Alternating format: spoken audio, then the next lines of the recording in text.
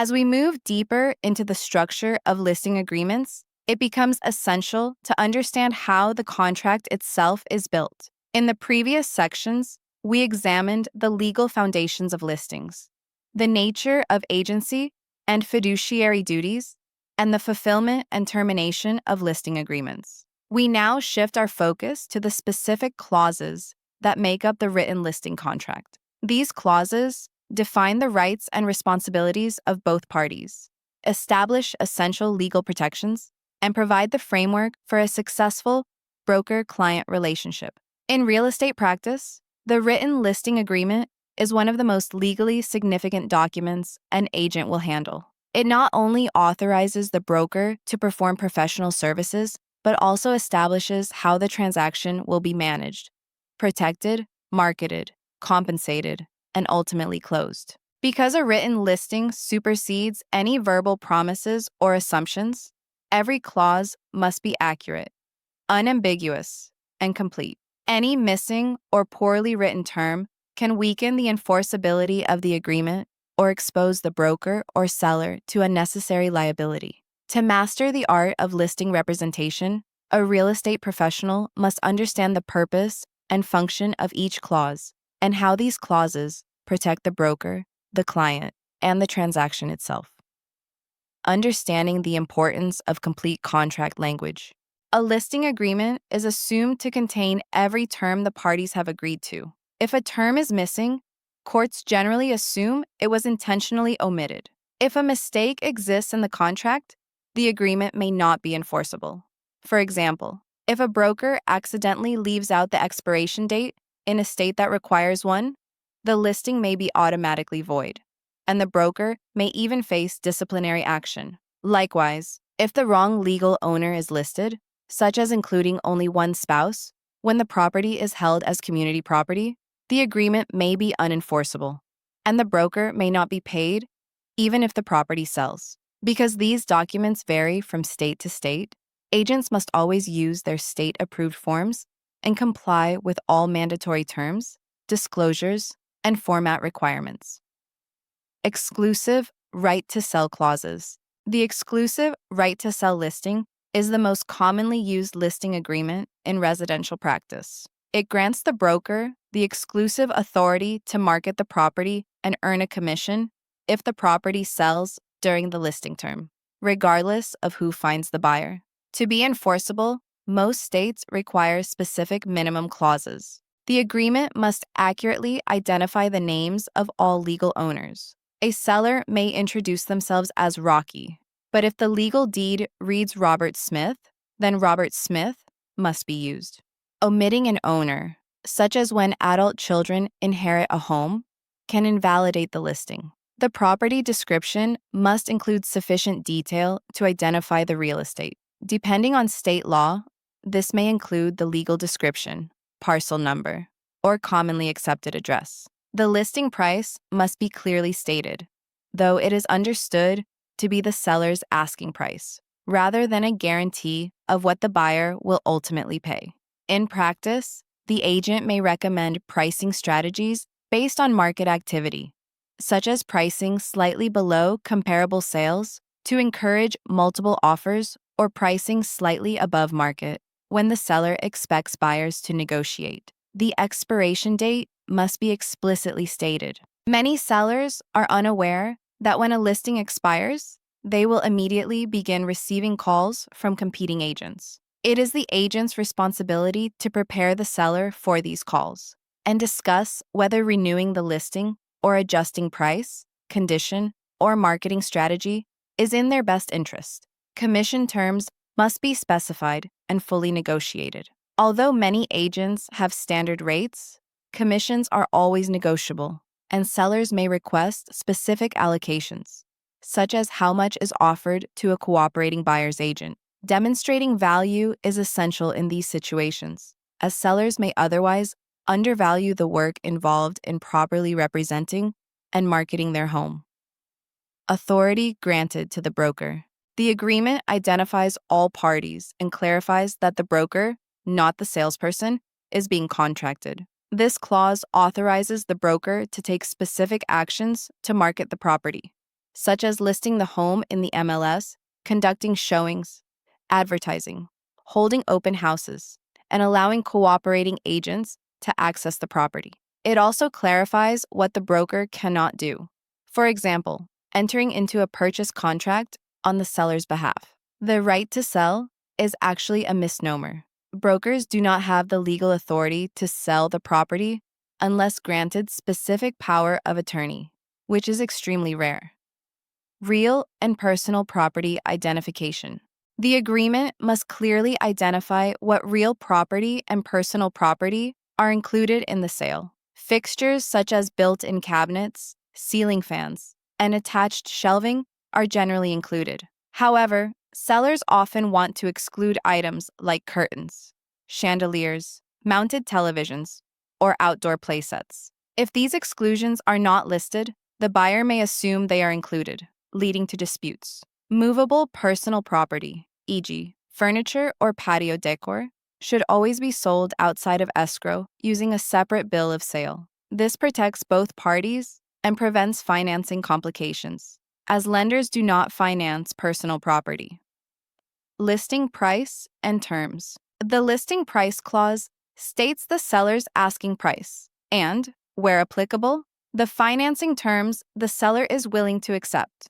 For example, a seller may be open to seller financing, assumption of their existing loan at a favorable interest rate, or concessions toward buyer closing costs. These terms can make a significant difference in marketing. In a rising interest rate environment, offering seller financing or a temporary rate buy-down can dramatically increase buyer activity.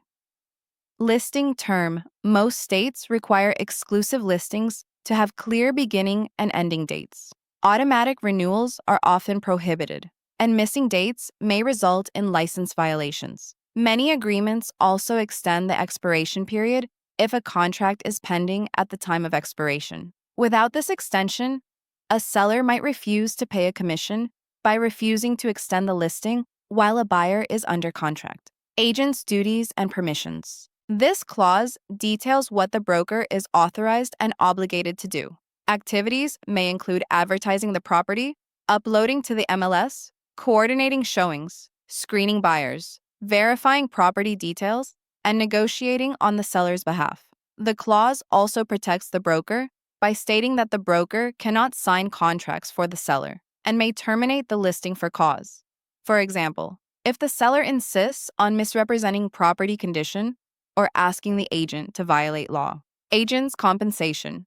This clause describes how the commission is earned. Typically, the commission is earned once the broker procures a ready, willing, and able buyer who submits an acceptable offer. In the event of breaches or complications, the agreement specifies who receives compensation and under what circumstance. For example, if a buyer breaches the sales contract, the seller and broker may split the earnest money according to state law or the terms of the contract. If the seller breaches the agreement without cause, the broker may still be entitled to full compensation.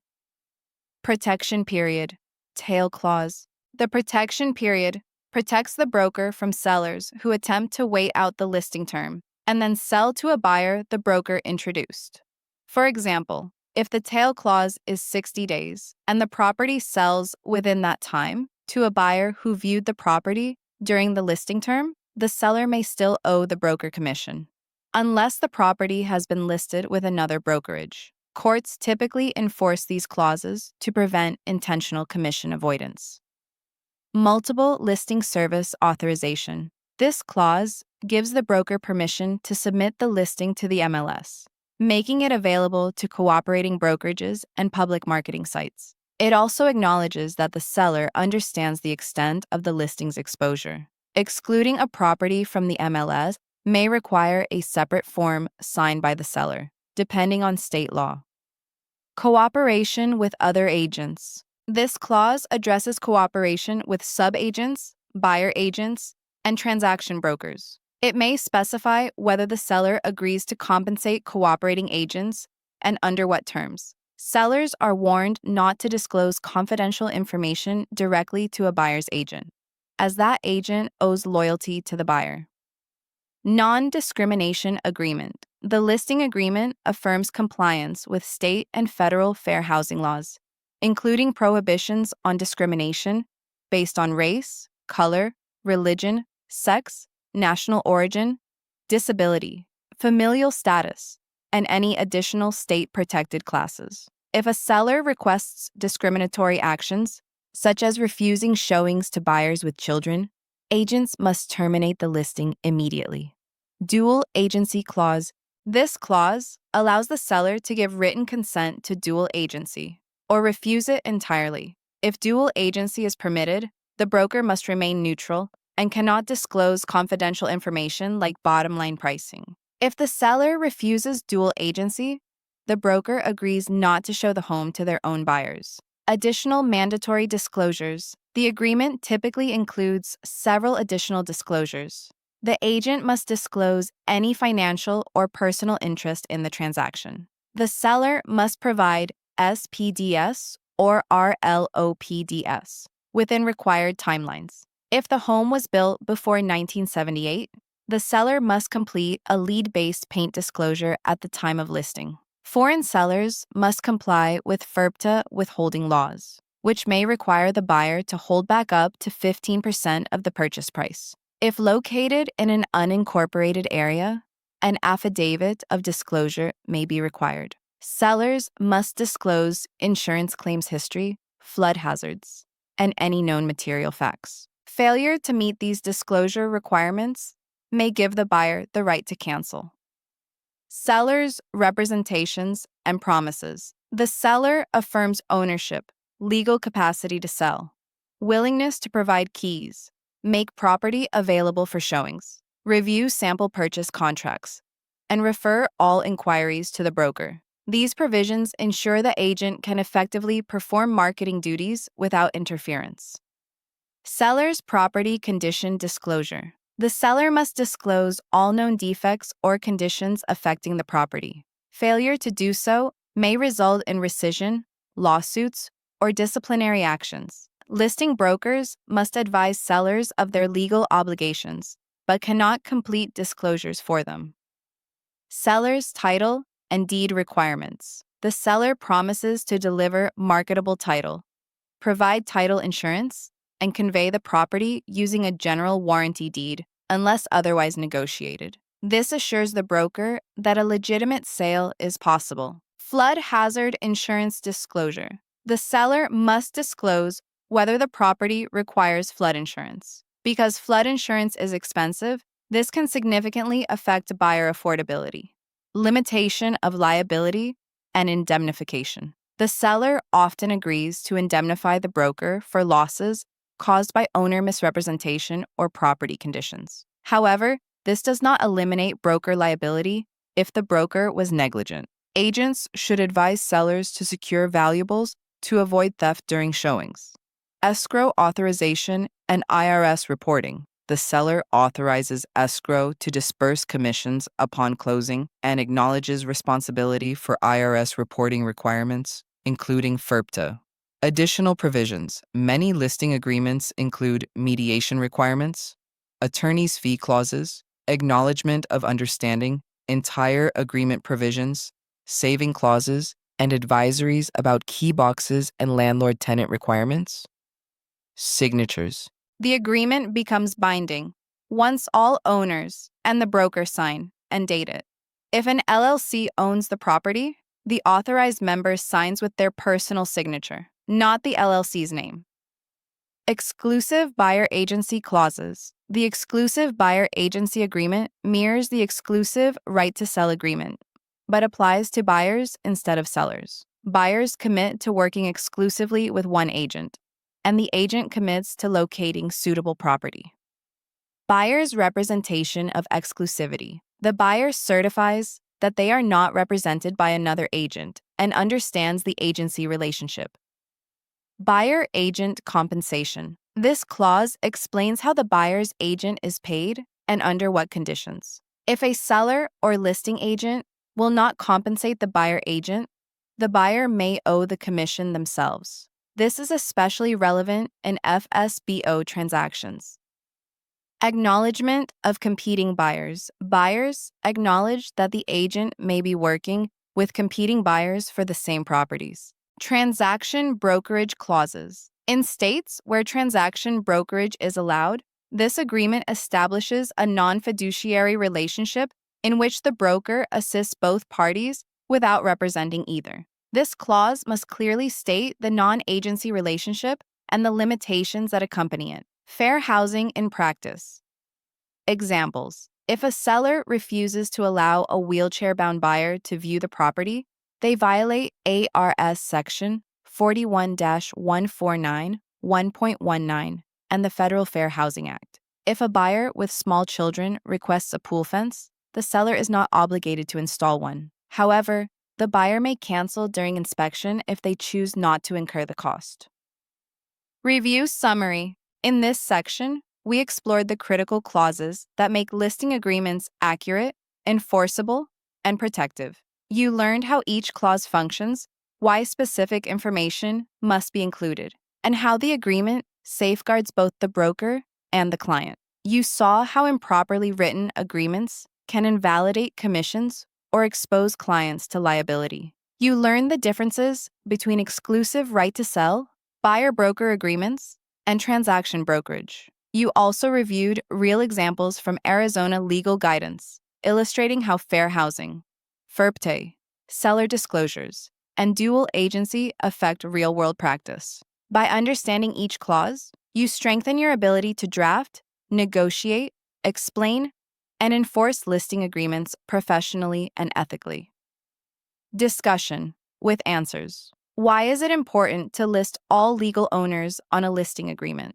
Answer. Because only legal owners can authorize the sale and be bound to commission obligations. Missing owners can invalidate the agreement. Why must personal property be listed separately from real property? Answer.